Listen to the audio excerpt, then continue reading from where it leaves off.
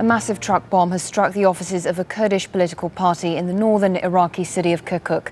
Up to 80 people were killed in the blast and up to 200 others, mostly women and children, were injured.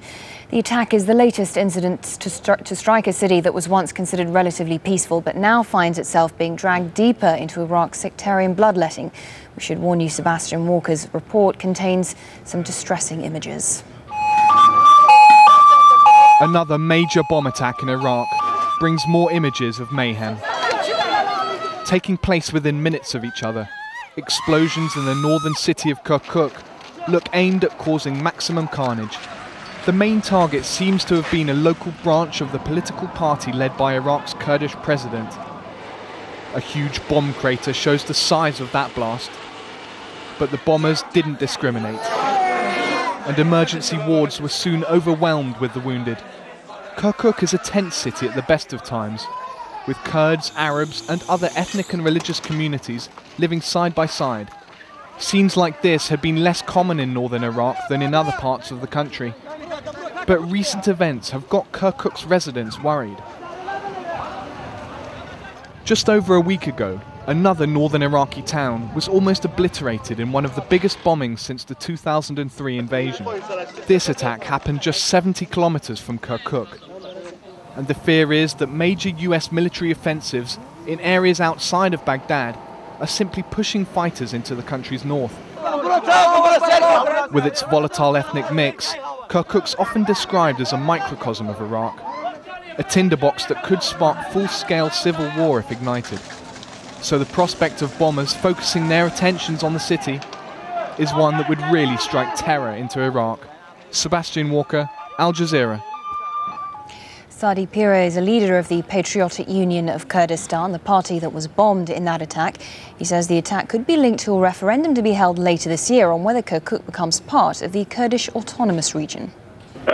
Today, about 12 o'clock, we heard about this sad information. Two few cars exploded in Kirkuk, one of them near Tabakchali Bridge and the second one some 100 meters far from there. I think it's about 80% death and more than 100 people injured. The reason we are now middle on the process of implementation of 140 article in Iraqi constitution.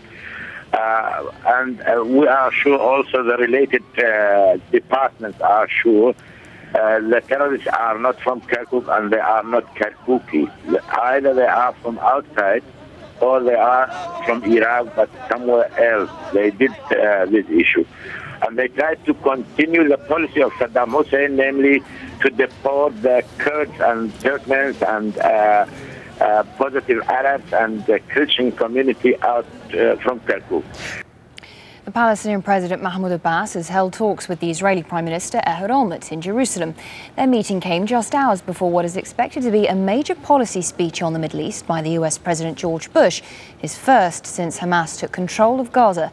Israel also announced it's to release 250 Palestinian prisoners on Friday.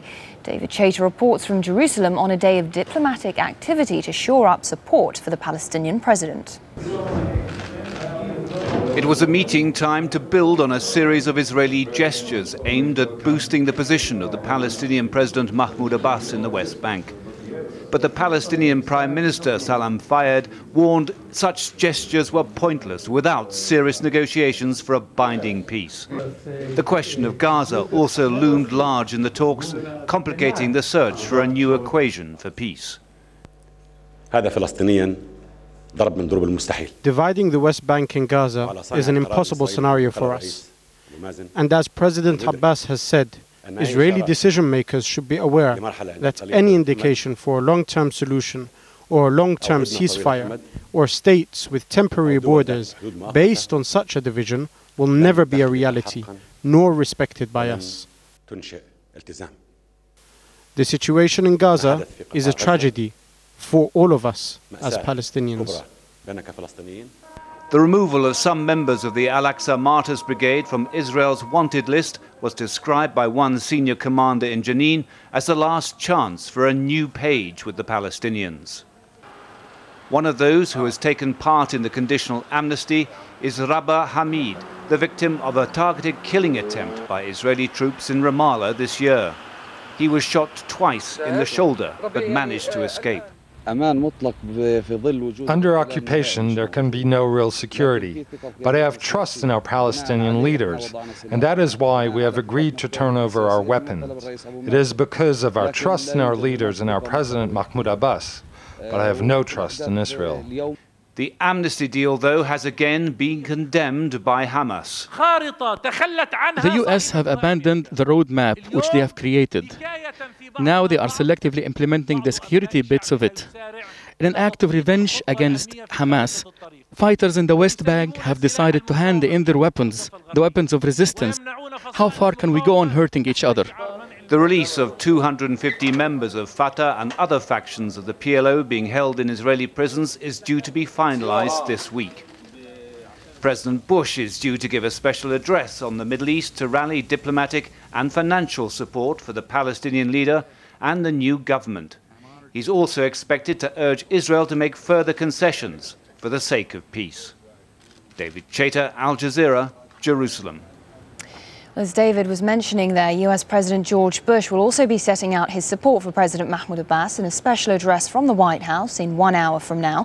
There are reports that he will be calling for an international Middle East conference later this year. Al Jazeera's Rob Reynolds in Washington says that new financial offers of support to Abbas are also expected. At a briefing for reporters this morning, White House spokesman Tony Snow said that President Bush was going to make a significant policy announcement which would contain, in his words, new things. Now, this is the first time that Bush is going to personally address in detail the new situation in the Palestinian Authority since Hamas ejected Fatah security forces from Gaza late last month.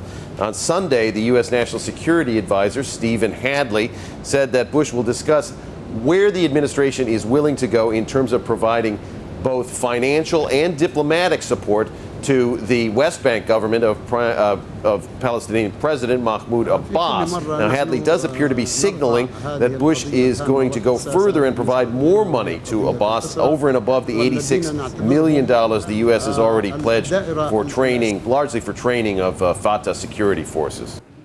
The first footage of 2 Iranian-American academics held in Iran since May has been shown on state-run television. The video shows the detainees in separate locations wearing civilian clothing. Hala Esfandiari and Kian Tajbakhsh were held on charges of endangering national security. They've had no access to lawyers or their families. The images advertised that there would be a full broadcast later this week. Ethiopia's High Court has sentenced 35 opposition leaders to life in jail. The men were convicted for inciting rebellion in the wake of the riots which followed Ethiopia's presidential elections in 2005. Opposition parties claimed the vote had been rigged and urged Ethiopians to protest. More than 200 people were killed. It's being reported that radioactive material has leaked from the world's largest nuclear plant following an earthquake in Japan. The Kashiwazaki plant, about 200 kilometers from the capital Tokyo, was partially shut down after the quake triggered a fire. At least 7 people have died and hundreds more were injured. And in the past few hours, the same area has been hit by a second powerful quake. Shireen Tadros has the details. Mid-morning in northwestern Japan and a far from normal start to the week. A powerful earthquake measuring 6.8 on the Richter scale shook the region for about 30 seconds. Now there are reports water from the world's biggest nuclear plant has started leaking as a result of the quake. Japan's Prime Minister says he's doing everything in his power to repair the damage done to the region. I saw many completely collapsed houses and half-collapsed houses. There were also houses still standing. However, it appears that the inside of these houses are messed up. I listened to the victims and listened to their wish to return to normal life as soon as possible. The epicenter was about 260 kilometers northwest of Tokyo, but it was still strong enough to rattle buildings in the capital. This quake is considered to have occurred at a relatively shallow level in the Earth's crust. The force of the quake opened up cracks a meter wide in the earth along the coastline. Bridges and roads buckled under the pressure, causing transport chaos.